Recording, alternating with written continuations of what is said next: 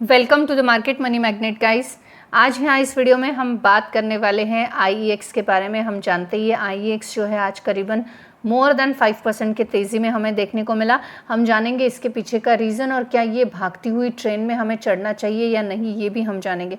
सबसे पहले आप यहाँ पे देख सकते हैं कि इंडियन एनर्जी एक्सचेंज यानी IEX जो है ये हमें करीबन 5.51% की तेज़ी में आज देखने को मिला।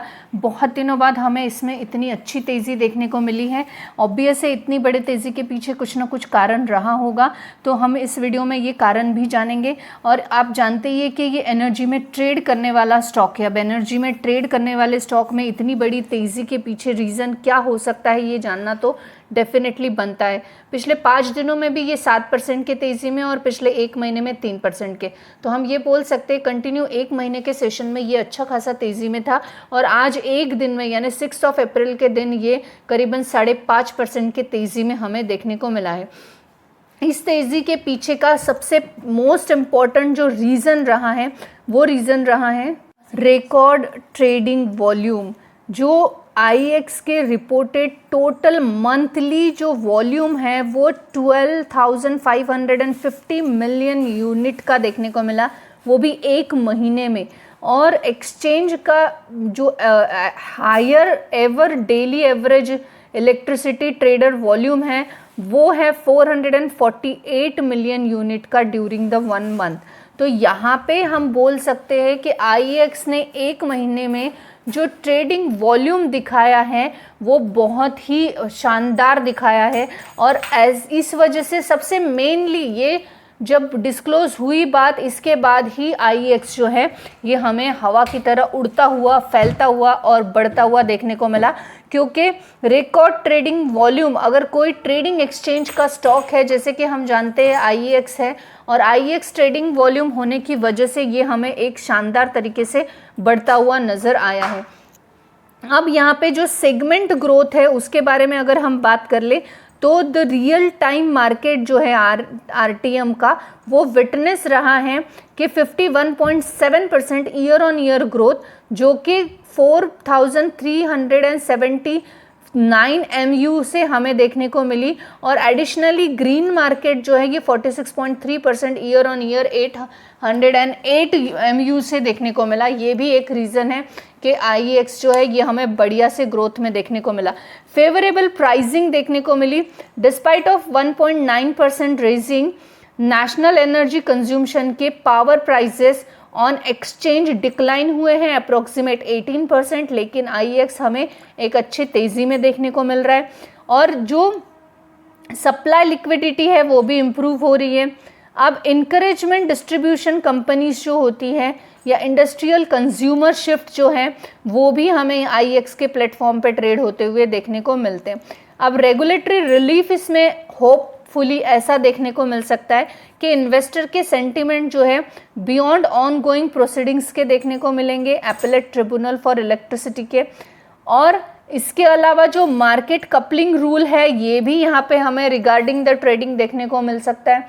और रिसेंट हियरिंग जो हुआ था अर्लियर 2026 के सजेस्टेड पोटेंशियल में, वो भी विड्रॉल या डीले हो सकता है नॉर्म्स में। तो ये चीज़ें ओरिजिनली जो एक थ्रेटन था IEX को, वो हमें नियरली मोनोपोली स्टॉक के हिसाब से क्लियर होता हुआ देखने को मिल रहा है। और प्राइस डिस्कवरी एडवांटेज भी यहाँ पे IEX में देखने को मिल रहा है। बेसिकली जो इंडियन एनर्जी एक्सचेंज का स्टॉक है इसमें चारों तरफ से पॉजिटिविटी ही हमें नज़र आ रही है।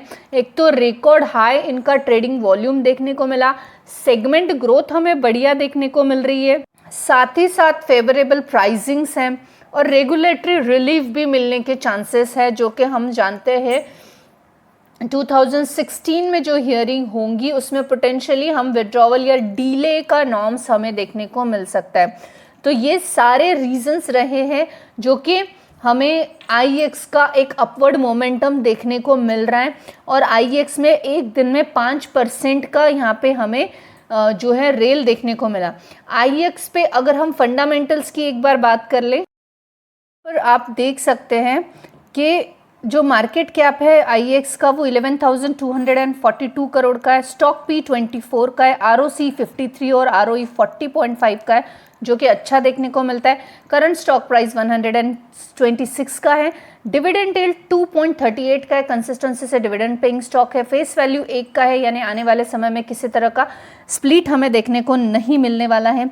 वहीं पे अगर हम यहाँ पे डेप की बात करें तो 3.74 करोड़ का है, डेप टू इक्विटी रेशो के हिसाब से वर्चुअली हम बोल सकते हैं डेप फ्री कंपनी है। करंट असेट्स जो है कंपनी के, करंट असेट्स हमें 1431 करोड़ के देखने को मिलते हैं। वहीं पे इन्वेंट्री कंपनी के पास नहीं है, ओपीएम 84.6% का है, जो कि बढ़िया है। पेट्रोस्की स्कोर के हिसाब से लॉन्ग टर्म के लिए स्टॉक फिट बैठता हुआ नजर आता है। कंपनी इंडिया की प्रीमियम इलेक्ट्रिसिटी एक्सचेंज में काम करती है विथ 85% ऑफ मार्केट शेयर, यानी मोनोपोली स्टॉक ये हमें देखने को मिलता है। वहीं पे अगर हम बात करें प्रॉफिट एंड लॉस अकाउंट की, तो सेल्स आप देख सकते हैं कंपनी के सेल्स 401 करोड़ से 449 करोड़, 535 करोड़ एंड 577 करोड़, यानी यहाँ पे सेल्स हमें अच्छा ग्रोइंग देखने को मिल रहा है। एक्सपेंसेस थोड़े से फ्लक्चुएट है, लेकिन थोड़े से बढ़ते हुए नजर आ रहे हैं। वहीं पे अगर हम नेट प्रॉफिट की बात करें, प्रॉफिट बिफोर टैक्स देखकर कोई सेंस नहीं है, फिर भी आप देख सकते हैं बढ़िया सी ग्रोथ है। लेकिन आफ्टर टैक्स की अगर हम प्रॉफिट की बात करें तब भी 293 करोड़, 341 करोड़, 415 करोड़ एंड 462 करोड़, यानी प्रॉफिट कंसिस्टेंसी से बढ़ रहा है। अर्निंग पर शेयर भी वहाँ पे कंसिस्टेंसी से बढ़ता हुआ नजर आ रहा है। कंसिस्टेंसी से डिविडेंड पेइंग स्टॉक से ये है, यानी कंटिन्यू डिविडेंड भी ये स्टॉक पे कर रहा है। वहीं पे बैलेंस शीट की बात की जाए तो आप देख सकते हैं रिजर्व्स में शानदार ग्रोथ है। बोरोइंग कंपनी का कंटिन्यू कम हो रहा है, यानी ये वर्चुअली हमने देखा एक डेप फ्री कंपनी यहाँ पे हमें कंसिडर हो रही है। वहीं पे अगर हम बात कर ले इसके कैश फ्लो की, तो आप देख सकते हैं कि कैश फ्लो में कंपनी के पास पॉजिटिव 422 करोड़ का कैश हमें फ्री कैश फ्लो देखने को मिल रहा है। और सीएफओ की बात करें तो 123%, which is one of the good point. अगर हम बात कर ले शेयर होल्डिंग पैटर्न की, तो आप देख सकते हैं एफआईएस का होल्डिंग यहाँ पे जो है 11.42% है, जो कि 18% था जून 2025 में, जो कि कम हुआ है डेफिनेटली, लेकिन स्टिल अभी भी 11% तक का यहाँ पे एफआईआई देखने को मिलता है। डीआईएस की बात करें तो 34% के आसपास, 35% के आसपास है, जो कि 36.43% था। वहीं पे पब्लिक जो है ये 53.33% है। यहाँ पे आपको देखने को मिल रहा होगा कि यहाँ पे कंपनी के पास कोई भी शेयर होल्डर्स नहीं है। इसका मतलब ये कंपनी खराब है, ऐसा नहीं है। आईएक्स भी सेल्फ ड्रिवन कंपनी है, उसमें भी शेयर होल्डर्स नहीं है, लेकिन स्टिल कंपनी बहुत बढ़िया परफॉर्मेंस दे रही है।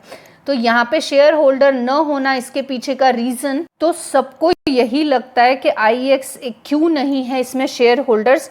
तो मैं आपको यहाँ बताना चाहूँगी कि आईएक्स एक न्यूट्रल प्लेटफॉर्म है, ये एक नॉर्मल कंपनी नहीं है, इट्स एन एक्सचेंज। अब एक्सचेंज जो होते हैं, ये एक्सचेंज जैसे कि हम एनएससी देखते हैं या एनएससी या बीएससी, ये भी एक्सचेंज है। अब एनएससी बीएससी जो हैं, इनमें ट्रेडिशनल प्रमोटर नहीं होते। अब क्यों नहीं होते? क्योंकि एक्सचेंज को न्यूट्रल रहना होता है, और कोई सिंगल ओनर कंट्रोल करे तो कॉन्फ्लिक्ट ऑफ इंटरेस्ट हो सकता है, और कॉन्फ्लिक्ट ऑफ इंटरेस्ट ना हो इसीलिए इसमें प्रमोटर का होल्डिंग नहीं रहता। ये रहा पहला रीज़न। अब दूसरा रीज़न जो है, ये रेगुलेटरी जो रिक्वायरमेंट है सीईआरसी रूल्स के हिसाब से, CERC, आप जाके ये रूल्स और नॉर्म्स भी देख सकते हैं। इनके हिसाब से जो पावर एक्सचेंज को रेगुलेट करता है, यानी सेंट्रल इलेक्ट्रिसिटी रेगुलेटरी कमीशन। अब सेंट्रल इलेक्ट्रिसिटी रेगुलेटरी कमीशन जो है, इनके रूल कहते हैं कि कोई भी एंटाइटी ज़्यादा कंट्रोल न रखे कंपनी पे, ओनरशिप वाइडली डिस्ट्रीब्यूटेड हो, इसीलिए प्रमोटर का स्ट्रक्चर अलाउड नहीं है। अब प्रमोटर यहाँ पे क्यों नहीं है, ये आपको समझ गया होगा। जेन्युइनली हम ये मानते हैं कि जिस स्टॉक में प्रमोटर का होल्डिंग नहीं है, ऐसे स्टॉक से दूर रहना है, लेकिन आईएक्स में क्यों नहीं है ये आप समझ चुके होंगे। तो आई होप आप समझ गए होंगे कि एक अच्छी फंडामेंटली ग्रोइंग कंपनी जो कि एक बेहतर परफॉर्मेंस के चलते 5% के तेज़ी में हमें देखने को मिली है। तो ये कंपनी जो आईएक्स है, इसके पीछे के हमने मैक्सिमम रीजंस जान लिए। प्रोमोटर्स क्यों नहीं है ये भी जान लिया। इस वजह से आई होप आपको हेल्प हो गई होगी कि ये स्टॉक में आपको इन्वेस्ट करना है या आप ऑलरेडी इन्वेस्ट करके रखे हो तो आपको इसमें होल्ड करना है या नहीं करना है। This video is only for the educational purpose, I am not giving any recommendation. यहाँ पे जो भी स्टडी हो रही है, रिसर्च हो रहा है, ये सिर्फ एजुकेशनल पर्पज से। Before buying you must ask your financial advisor. Thanks for watching.